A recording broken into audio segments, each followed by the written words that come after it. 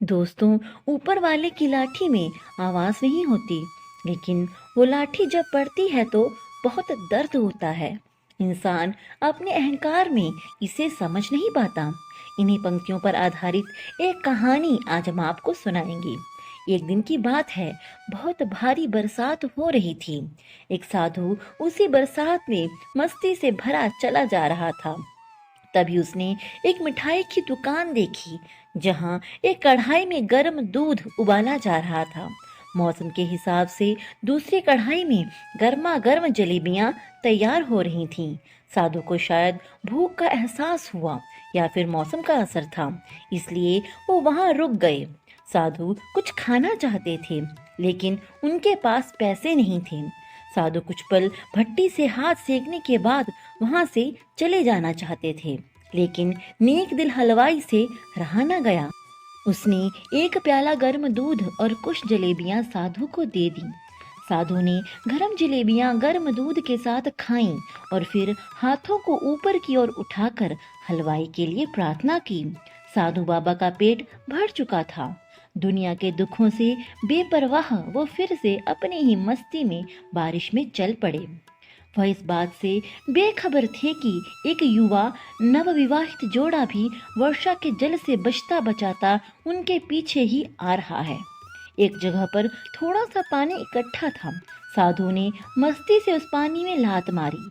बारिश का पानी उड़ता हुआ सीधा पीछे आने वाली दुल्हन के कपड़ों पर पड़ा और उसके कीमती कपड़े कीचड़ से लथपथ हो गए।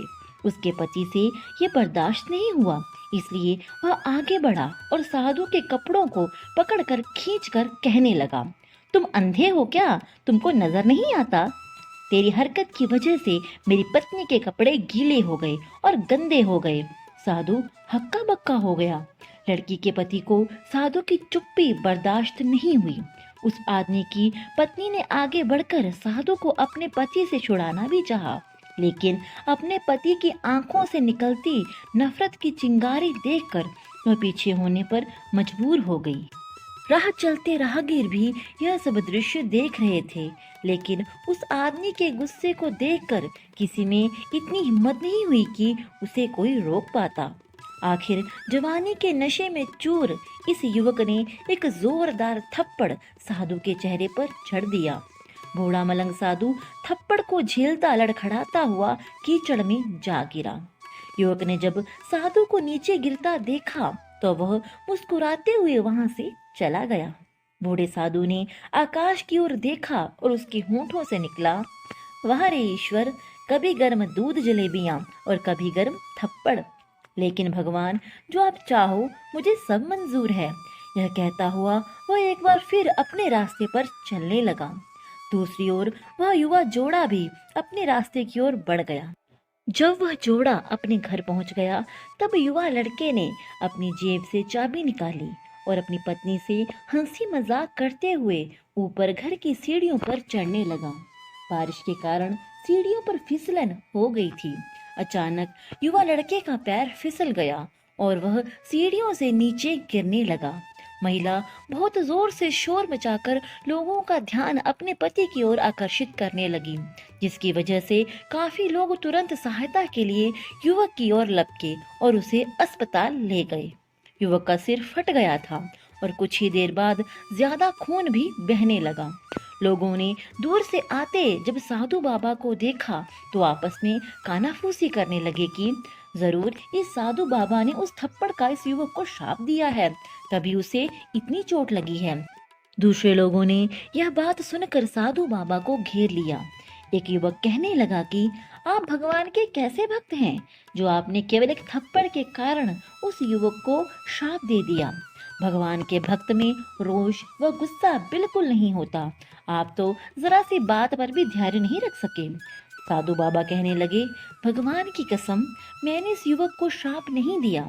लोग बोले, अगर आपने श्राप नहीं दिया तो ऐसा नौजवान युवक सीढ़ियों से आखिर गिरा कैसे और इसे इतनी गंभीर चोट कैसे आई? तब साधु बाबा ने उन्हीं लोगों से एक अनोखा सवाल किया कि आप में से कोई इस घटना का चश्मदीद गवाह मौजूद है? एक युवक ने आगे बढ़कर कहा, हाँ, मैं इस घटना का चश्मदीद गवाह हूँ।